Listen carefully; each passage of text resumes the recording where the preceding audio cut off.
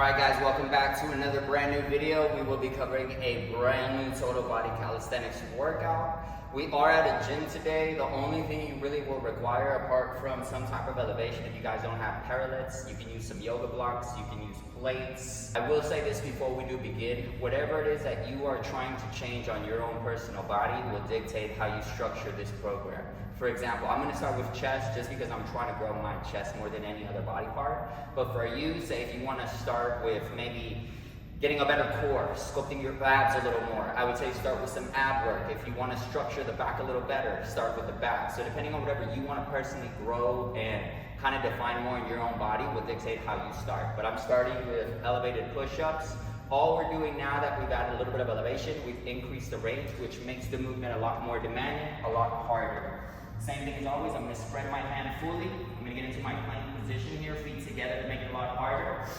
I'm coming up on the toes, keeping the short legs back and down, and everything is protracted. I'm going to go all the way down on the floor. I'm going to try to tap and then push away. Inhale, tap, push. I'm focusing on pressing through the chest every time before I come up here, engage, and press through. You don't want to allow the hips to sag or dip for this particular movement. For reps, you're going to go until you feel that pump. Once your form breaks, that's how you know you're done. Movement number 2. Let's go on to core work. L-sits, isometrics, or snap to support.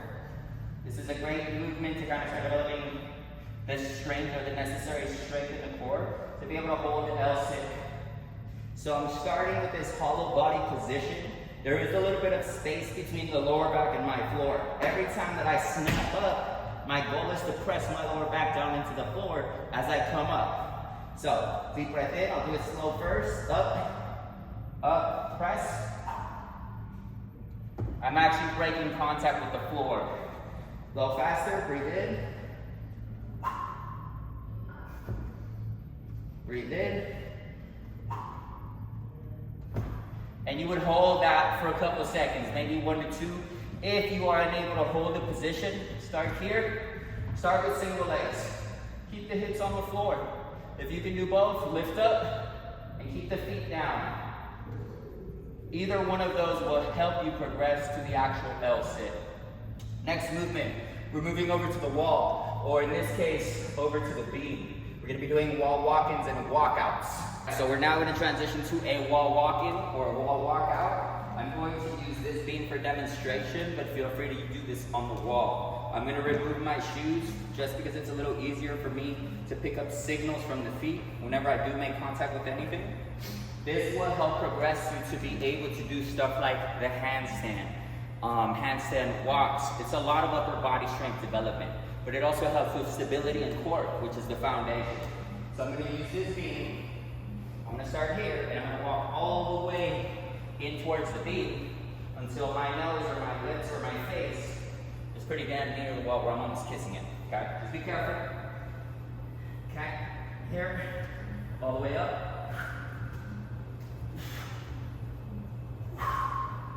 Now, if I want to start practicing the handstand, I'm going to keep the core tight, everything stacked. Single legs.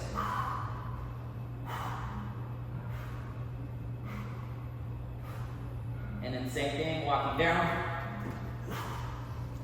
If I want to intensify this, I'm not going to go back down. I'm going to come right back up. And already, it is that much more demanding. Tuck the core in, keep it tight, hold. There should be no bend or flexion in the elbows because then you will collapse. That is demanding a squat. Even if you can do one, it's more than enough. You're going to do reps until your form breaks or until you can no longer do them. Let's move on to the second isometric, a crow pose. Crow pose is very beginner friendly. This will actually help progress to the handstand a lot better, or the straddle to press, stuff like that. For the crow pose, this is an isometric. It is a static movement. No movement will be involved. We're just going to hold the position. So I'm going to start by placing both hands down on the floor. I'm spreading my digits, my hand fully, so that I can cover a lot more surface area. The idea here is to stack the joints. There should be no bend or flexion in the elbow. Shoulder blades will be protracted, but retract. So protract it out to the side, but to press straight down, okay? From here, I'm gonna kind of create a triangle. So I'll find a focal point here with the face, and then I'm gonna start to lean in. The knees should be here, right at the elbows or right above, making contact to close the circuit. So here we go, enough chit chat. It's like this. I can have a little flexion.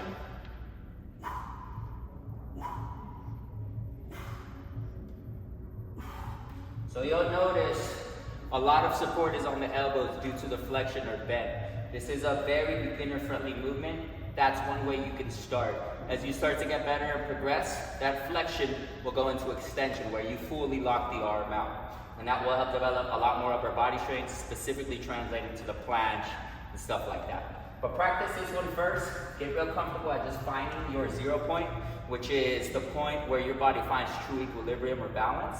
And hold that. Just progress it, try to make it prettier, and try to hold it longer every time.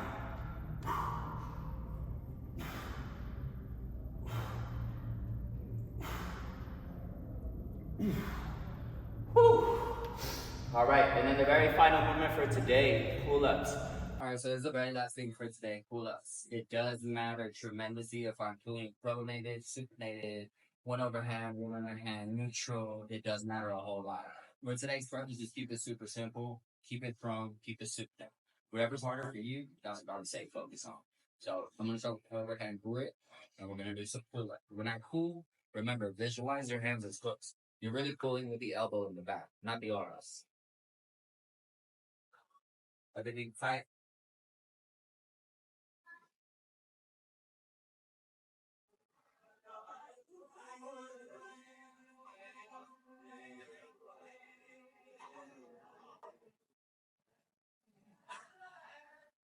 Once you develop that necessary strength to be able to pull yourself up, maybe 10 times before, then you can start practicing on muscle ups or developing a better pull-up. You can get crazy. You can do L-sits. You can start combining all of your movements.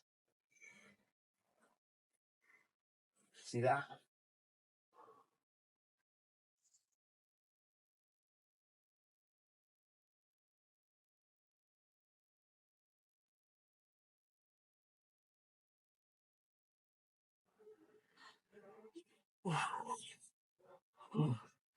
So there it is. It's the same thing for reps. Go until you feel that burn or that pump. All of these movements, all these exercises should be treated as skills, not necessarily exercises.